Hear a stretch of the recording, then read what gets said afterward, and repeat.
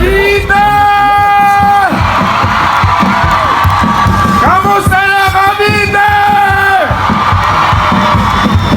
Una sa lahat, ibig kong magpasalamat sa lahat ng mga kapwa ko Caviteño sa inyong napakainit na pagtanggap sa Alyansa para sa Bago Pilipinas! Ito po ay isang patunay na ang mga Caviteño ay nagkakaisa. Kaya mga kababayan, sa inyong lahat, ako'y taus-pusong nagpapasalamat. Alam nyo po, hindi nyo nagtatanong, nagatanggalin ko na yung salamin ko muna para... Hindi nyo po naitatanong na itong taon na ito, this is my 30th year in public service. Una, naging vice-gobernador nyo ako noong 1995, naging gobernador noong 1998, na talaga naman yung pagmamahal ng mga Caviteño. Nakita natin na malayo na ang narating ng lalawigan ng Cavite! Kaya naman mga kababayan ko, yung kwento na yan, naging vice-gobernador, naging chairman ng BRB, tapos naging senador noong 2004, you made me number 2 senator. Noong 2010, you made me number 1 senator. Pero doon sa akala nilang tatakbo tayo ng mas mataas na posisyon, doon tayo napahamak, nagka-leche-leche.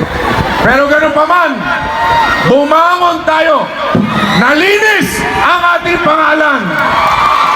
Kaya mga kababayan kong Caviteño, bilang isang Caviteño, taas noo, nakaharap ako sa inyo ngayon, nakatindig dahil sa pagmamahal nyo, dahil ang mga Cavite, kailanman hindi iniwan si Bong Revilla.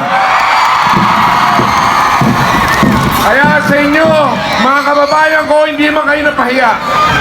Dahil sa aking 30 years na panunungkulan at sa kabilang senador ninyo, ang inyong senador na si Bong Revilla nakapaghain na mahigit 2,000 panukalang batas at 343 na batas na ngayon. Kasama dyan ang expanded centenarian law para sa ating mga lola at lolo na umabot ng 80, 85, 90, 95 na tatanggap ng tigre 10,000 pesos. Palakpakan natin ang ating mga lola at lolo. At yung mga teachers natin, yung chok allowance, dati 5,000, ngayon tatanggap na yung mga teachers ng 10,000 pesos. Hindi lamang yan, yung mga kabataan natin, yung mga estudyante na dati kapag hindi fully paid ang tuition fee, hindi pinagtatake ng exam. Ngayon, power na yan.